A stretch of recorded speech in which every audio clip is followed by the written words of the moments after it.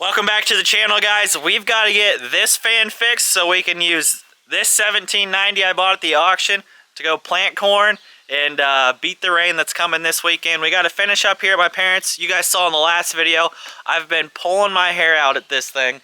Hopefully she earns her keep today. If not, she might have to go down the road and we might have to get us a Kinsey for next year. But we're going to try to put some seed in the ground. And then I've got a special guest with me.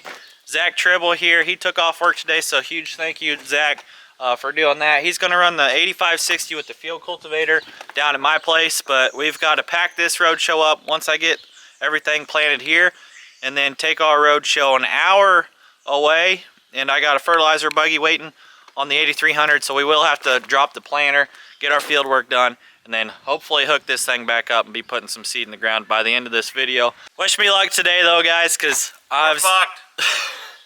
Wish me luck today though, guys, because as you've seen in the last videos, I need it. First order of business is pulling this impeller wheel off with a puller. So I've got this, but I need to make some little grooves to stick the bolts in a little closer to the center. And so I bought this Milwaukee die grinder at Home Depot this morning. All they had were these little burr bits that aren't carbide, and if I can get the camera to focus on it, I just flattened that out, so that was a waste of money. I got one more thing to try, and we'll see if we can get this impeller wheel pulled off and get this planter fixed. So the burr bits I bought this morning weren't working. Then I put together this drill with a chuck adapter and a Dremel bit. It wasn't working to grind out the slots we need in the puller. Then I remembered I have this little box, and inside this box is exactly what we need. So hopefully this will get us going, because if we can't get that impeller off, it's going to screw up our whole day. The die grinder with the proper carbide bit did the trick here, and we got our puller mounted up. Now we're going to see if this impeller wheel will start sliding off. It's pressed into the hydraulic motor shaft, and that might be a little tricky to get off there. Bit of a struggle, but we got it broke free. Sometimes this stuff that's pressed onto a shaft, it's got to pop once, and before that it gets real tight. And I was worried about pulling the bolt, the threads for the bolt hole out, because it's just cast aluminum, not very strong. But luckily she popped, so I should be able to take this puller off and pull this wheel off and get it replaced real quick. Got the new impeller wheel stuck back on here. That repair is going good because the puller worked, and it ended up pulling the entire impeller wheel off with the puller, so that was nice. And this brings me to a good point about beginning farmers. Someone on TikTok commented that this was too much planter for a beginning farmer and it's too much of a headache for me. I'm not afraid. That's the thing. If you're going to be a beginning farmer, you can't be afraid of problems, breakdowns, screw-ups, because it's going to happen. I don't know if there's anything on this planter that I don't feel confident that I can repair, and we're going to put that to the test here in the coming days. That also brings me to another point. People forget, this 8300 right here 2 months ago was completely totaled, and I've put over 50 hours on it, so if I can do it, you guys can do it, and don't let the haters get to you. So I feel like a lot of you guys are interested in the mechanical part of farming, and here's a little tech tip for you. So this O-ring, and I didn't want to take this whole fan apart just to save time. This O-ring wants to sink and not stay centered, so you can stick some wheel bearing grease on there. It's not going to hurt nothing, and you can get your O-ring to stick exactly where you want it. It's basically like glue, and then you can go ahead, and it just stays right there, and then this piece slides right over the top. So a little tech tip for you guys that are young farmers like myself trying to figure things out. Vacuum fans back together. I can't stress on this Milwaukee die grinder enough. As long as you got the right bit, this thing is awesome. So definitely recommend spending the money there. And today I've got the GPM set at 2 gallons per minute on the vacuum fans, and I had them at 7, so that was way too high. And we're going to pay attention to what these gauges say today and not screw it up. So we also got one there for the center fan. Zach's been going around checking over the tractors, making sure the planter's good also, and we're going to start trying to put some seed in the ground here pretty quick. Let's get some fuel and thrown in this tractor real quick though. Zach fired up the 8300 and we checked the vac fan, make sure everything worked properly, and it is. 8300 sounds strong today. So what I just did there was took it up to 1700 RPM where we're going to run the tractor on the planter today, and started flow at 2 gallons per minute, and then you kind of learn the hard way, or I do on stuff like this. Then I washed the gauges on the front tongue. Zach, if you want to walk them over there. But those gauges, I watched them, they were down at like, whatever that reads, it was at the number 2, and then I brought it up closer to that 10, and we'll start there and see what our singulation and population look like. And then from there we'll adjust up, but it's sitting at 4 gallons per minute right now, so we're down 3 gallons per minute from what we were when we blew it apart. So hopefully that does us good today, but stay tuned and hit that subscribe button if you're enjoying this content. And we're going to find out sooner or later if my repair holds and we get some seed in the ground. Alright guys, as a beginning farmer, you got to be resourceful. Whether it's repairing the 1790, fixing the 8300, or when your dad's not home, siphoning fuel out of the semi. So a couple $100 pump, it's going to save me about $500 in diesel fuel. Come on. It's time to plant again. I got to give a huge shout out to Jeff Mueller from Heritage Tractor. He hooked us up with a 4600. I'll throw it up right now, but he had a pretty funny message telling me to plant some corn and get my butt in gear, basically. Well heard, well received, Jeff, and thanks for the display. Time to get everything set up. We're gonna go ahead and get our track going for our AB line. Good, good, good. Okay, set A, and then I'll get driving. We'll set B. Got the monitor on. It's still showing row failed because it has to start planting, but then we're going to keep an eye on it and make sure it's working. But let's go ahead and kick our vacuums on. So we got the SCV there, SCV over here, and then Zach's going to keep an eye on the seed in the ground. And then let's drop this planter down.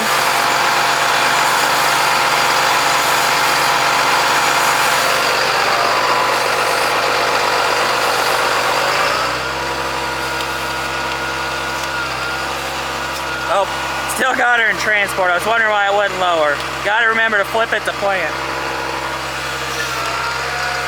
There we go.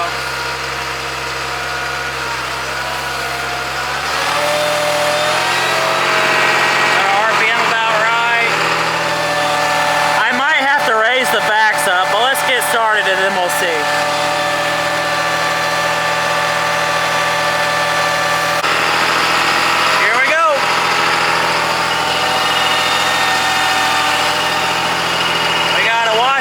Picking up the population.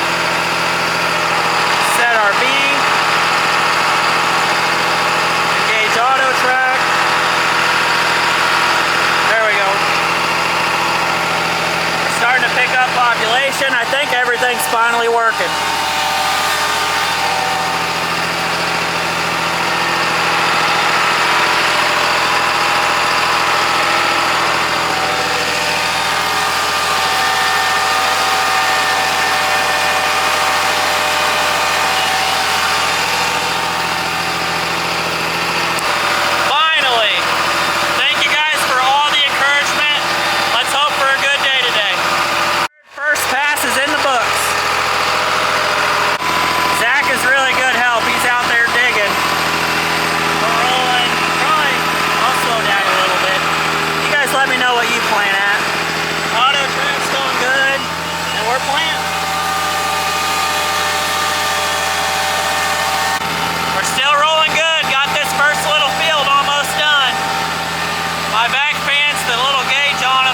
Right straight up and down, and the population's been 25, 26, so that's right where about where we want to be. So I'm happy with it so far if this thing will stay together. The first little field's done. Zach said it was digging up, looking good. So pretty happy. Didn't take very long to plant that 30 foot at a time. And I didn't want to do end rows, so that's why you see me right here pulled up to the end. And I do see some splatter with dust on the tire or on the wheel. I think that's from the fuel transfer pump because I'm not leaking anything back here. Zach, what'd you see out there? A lot of soil, but I did find some seeds. here and there, about 2 knuckles deep, right where we need it, right in the moisture. You know, actually it's doing a really good job. This field worked up okay. It is kind of clumpy. It's not from perfect. the disc. Maybe we can hint. Maybe if somebody, one of our YouTubers or something, might have a rolling basket they want to get rid of, hit us up. Well, the field cultivator is gonna take care of these clumps. We just had to do that because I didn't want to go all the way down there and pick it up. Not sure if I told you that or not. Yeah, slacker. She sure looks good over there, though. Good, man, look at the shine off that. I need to put the engine front panels back in it because I don't see it leaking anymore. Hey, what do you guys think we should name the 8300? I mean, we could actually, we could name it whatever you guys want.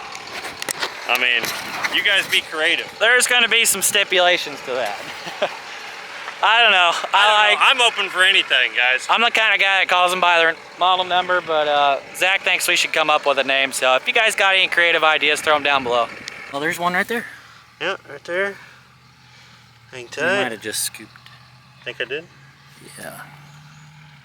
Well, maybe not. I think so. Maybe we got some bad singulation. Yeah, I know. I was having some issues finding some. Were you? Yeah. What? Bro, what are you talking about, man? Well, that's not good. But well, then I scooped one up, and I'm like, where the hell did that come from? Oh.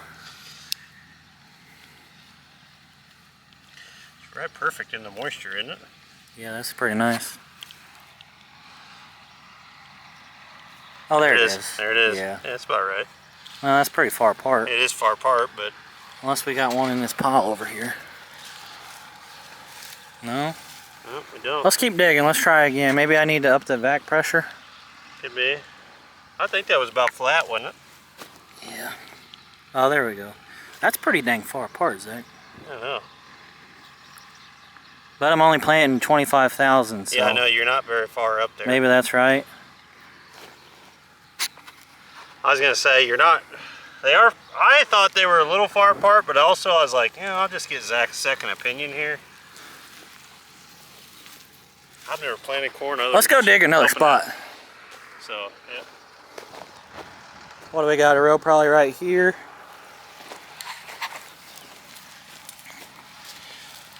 Nope, right There on we go. top. Well, this is pretty tall. That's, yeah. That's higher than 2. It's going to vary with how uneven the Right disc there. makes it. You might have a planter. This row might not be planting. Look at that. There's a piece of corn. Oh, That's never mind, an onion. Onion. What kind of vegetable patch you got out here? Oh, there was another one, so we're sitting about... Well, on this That's row, pretty far apart. On this row, you're pretty high. Oh, there's another one right there. Okay, so we're about every... That's pretty far apart. Maybe I need to up the vac pressure. Let's go look at Let's try it. Let's just try it. Let's go look at our mini hoppers, make sure they're full. Yeah. Well, the mini hoppers are full. That looks about right. Yeah. Mike, if you're watching, you're gonna grit your teeth at this, but I called the neighbor, another one, and he said, go ahead and bump that population up a little bit this late in the year. He said our spacing for what we were planning was about right, but he said you want to get a good stand this late in the year, so we're gonna bump population up, probably another sprocket, and see what happens. Set my phone down, found another piece of the fan. Blew these all over the place. There's still another piece sitting over there. Just bumped her up 1,000 on the transmission. We're gonna see what happens at 26,300, and then I might make my way up another 1,000. But I think I'll be happy right here. And Mike was telling me it's like 10 bushels for every 1,000 or something like that. Maybe I said that backwards, but so at 27,000, or I guess at 26,300, we should have enough for 263 bushel corn, and we're not even going to come close to that. So it's a toss-up this year, my first year, but trying to take everyone's advice and kind of put it all together. Working down our headlands now. We hate that, and the trees just keep on coming back. That's what we fight with in Missouri. Got to pull those out. But I got my marker out for this.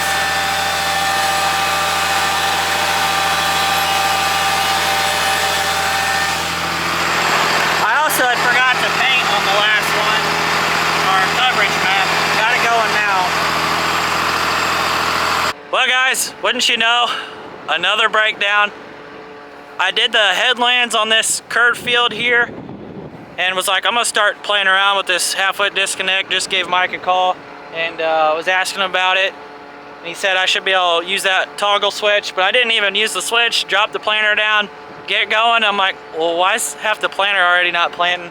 And started with the mechanical stuff, traced it down, and I've got a broken cotter pin right there. So got to get that replaced. Hopefully it's something easy and there's not a problem with this box or whatever's going on up there with the half-foot disconnect. I guess I don't know how this works. We're still learning, but learning the hard way. I was just showing Zach what's going on here, and I'm like, oh wait, we got cotter pins already, so this isn't the first time this has happened. Yep. We'll get her fixed up. Well guys, we fixed the problem, broken cotter pin. Zach got us fixed up. We started digging back rows, realized none of these headlands planted. Then we went over this field I just got done with and I was so proud of. Half of that field, every 6 rows, isn't planted. So I think we're gonna use our auto track lines, use a planter half-width disconnect the other half of the planter, and then get started again. I think most YouTubers probably wouldn't show these learning curves here and this dumb mistakes, I guess, because I should have been paying attention to the shafts. There's just a lot going on. The monitor wasn't beeping at me, and we were happy-go-lucky for a little bit. So now it's time to fix our mistake and get on with our day. And maybe if Kubota come out with a big old large ag planter like this, we wouldn't be having this problem right now. Fixing our mistake. Gotta take that one right on the chin.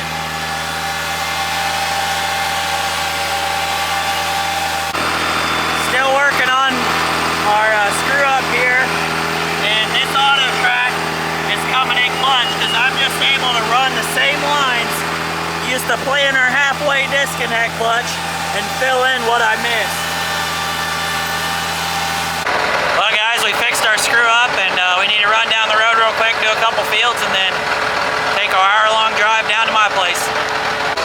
We finally moved to a new set of fields and I'm getting her unfolded.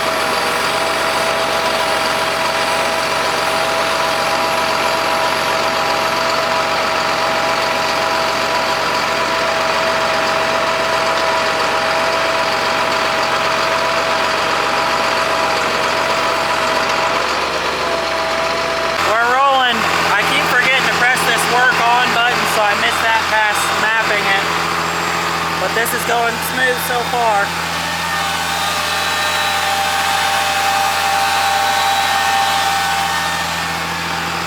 I might adjust my population back down, we'll see.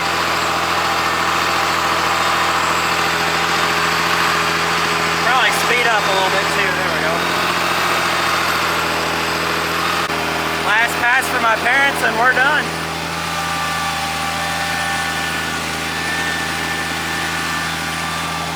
Got all the planting done here, my parents, and it's time to get this show on the road. Feels like we got the band together. The 8560 sure is complimenting the 8300 well, and not my tractor. And I'd like to get something else to run the planter as a backup. But something funny, we used to be an FFA in school, and I think this is either my little brother's or little sister's poster. And Zach's going to show you what he's driving today. All right, this is this right here. I stayed up last night making this. It's a 1990 8560. What's it do? Well, it's used for about everything. Anything in the field. Anything in the field. Does that say Haley on it? Is that Haley's poster? Yeah, it must be. She probably got a C or something on it. Doesn't really look all that good. That's funny. But back in school, we all used to do it. We'd have like drive your tractor to school day, and then we'd also have like a petting zoo for the elementary kids, because it was just a K through 12 school. And I wish I could have brought that set up there, but I didn't have this tractor to drive in high school, so Haley definitely got lucky for that. I think I took the old 4440 there. Big Ben, this is Rubber Duck. We got ourselves a Convoy.